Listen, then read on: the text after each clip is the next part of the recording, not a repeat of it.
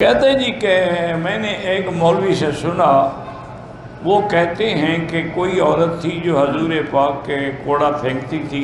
یہ جھوٹ ہے اور غلط ہے اور من گھڑت ہے۔ تمہیں کس نے کہا یہ من گھڑت ہے؟ خدا کا خوف کرو۔ تبت یدا ابی لہب وتب، اس سورت کی تفسیر پڑھو کہ وہ زوجہ ابی لہب جو تھی، جو ام جمیل کہلاتی تھی، وہ لکڑیاں اور کانٹے حضور کے راستے میں بچھایا کرتی تھی۔ اسی طرح ایک اور عورت بھی تھی جو حضور کے راستے میں کانٹے بچھاتی تھی۔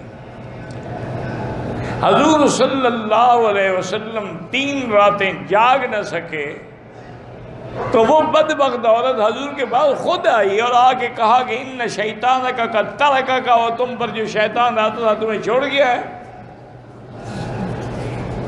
نبی کو کہہ رہی ہے، اللہ نے قرآن اتارا، ما ودعک ربک وما قلی، اللہ نے تمہیں نہیں چھوڑا۔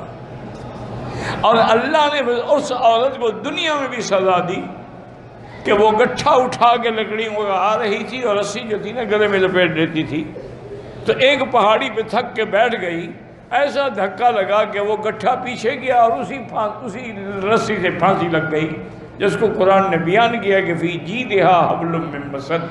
تو ایسے نہ کہہ دیا کرو نا ہر بات کو، یہ جھوٹ ہے وہ جھوٹ ہے، یہ جھوٹ ہے وہ جھوٹ، یہ کیا بات ہے؟ تحقیق کرو۔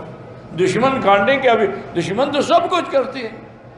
دشمنوں نے تو حضور کو قید کیا، دشمنوں نے تو حضور کے صحابہ کو تڑپایا، دشمن نے تو حضور کو 3 سال کے لیے جیل شیب ابی طالب میں بند رکھا، آپ کا دانا پانی بند کر دیا، تو دشمن کیا کمی کرتا ہے؟ بس جو مرضی آتی ہے لکھ دیتے ہیں انا للہ و انا الیہ راجعون۔